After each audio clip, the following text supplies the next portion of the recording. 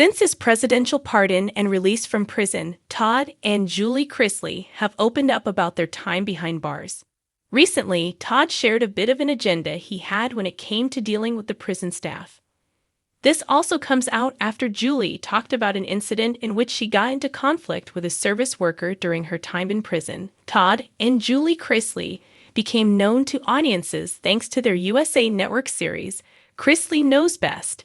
In 2022, however, the two were convicted to a combined 15 years in prison thanks to charges including bank fraud and tax evasion.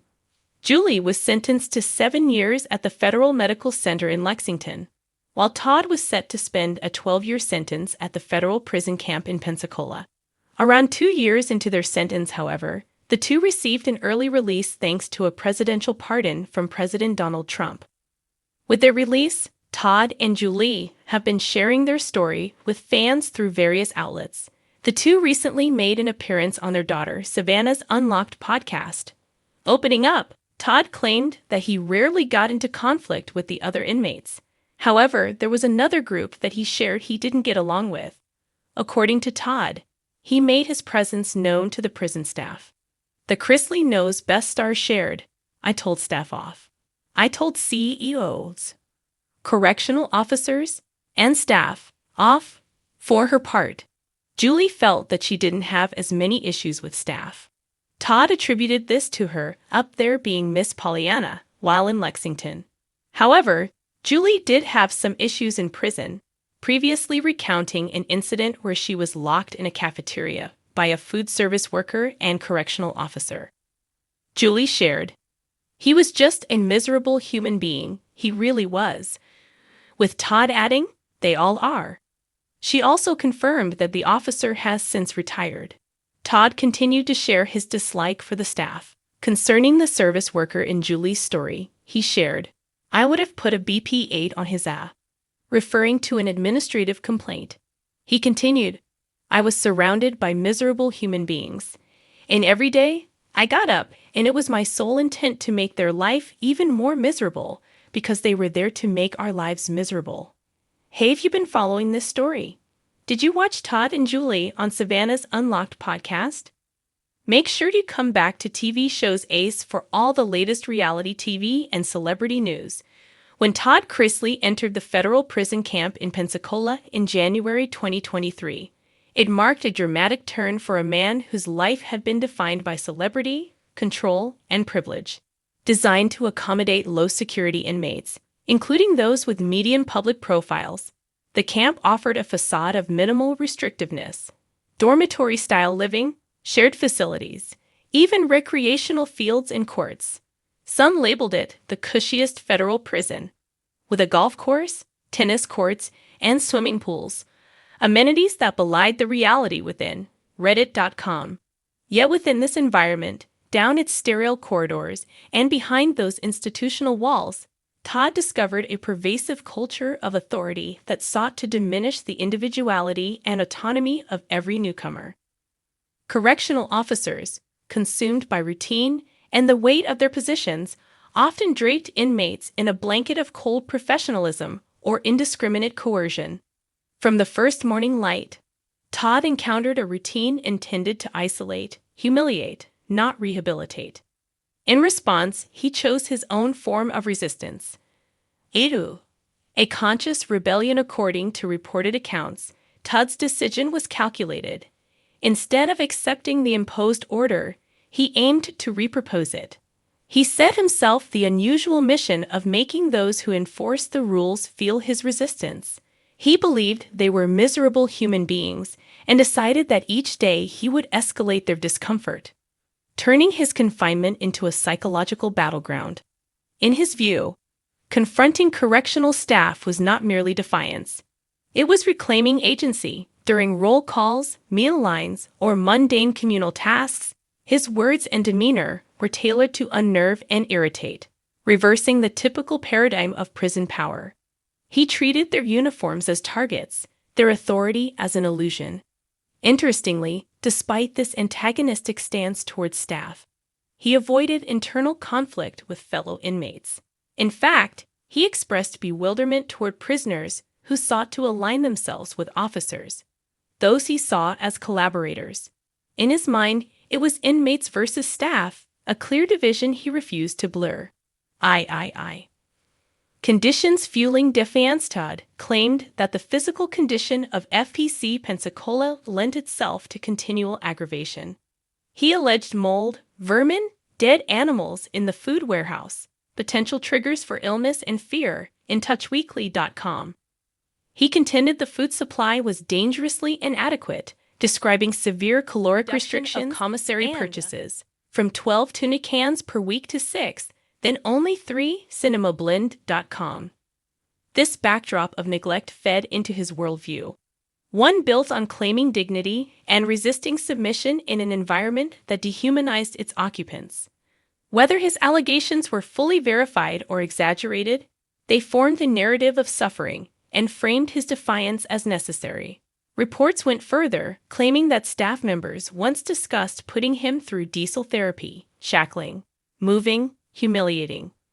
While no formal evidence emerged, he insisted such conversations illustrated a desire to break him. Some alleged even a photo taken of him sleeping, used to demand ransom from his family. Another layer of his portrayal of institutional cruelty. People.com IV. Internal role, external fallout. Interestingly, Todd had obtained a non-official chapel job, assisting as an administrative aide. This role permitted contact with inmates, prisoners attending services, or donors of volunteer funds. Officially, he performed satisfactorily. Unofficially, it led to friction, as he allegedly formed friendships with others. That contact eventually cost him. The chaplain dismissed him for overstepping boundaries. Reddit.com. To observers, this incident showcased his need for control. Even in prison, he sought a foothold, a platform to occupy. Once that position faltered, his resentment toward staff intensified. The emotional undercurrents. Despite the bravado of mounting daily challenges, sustaining such a strategy under continual stress exacted a toll. Multiple reports confirm that on some nights he wept quietly, crushed by loss and regret. He feared for his spiritual and emotional core. Private grief revealed a complexity beneath the public defiance. Surrounding his protests was a man trying to preserve identity and purpose in a place that stripped both away. Between confrontations with staff and scolding those who tried to buddy up with officers, moments of sheer vulnerability emerged, a tension between brash resistance and human frailty. Julie Chrisley's separate battle. Meanwhile, across state lines at FNC Lexington in Kentucky, Julie Chrisley encountered her own prison reality. Her facility lacked air conditioning in sweltering conditions and was labeled harsh. She nursed emotional wounds from a food service worker locking her inside the cafeteria, an episode that left lasting trauma. People.com. Todd believed the staff were downright miserable, and Julie's suffering reinforced his narrative. He likened it to a universal prison dilemma in which authority cannot be trusted. Hence, unity among inmates was essential.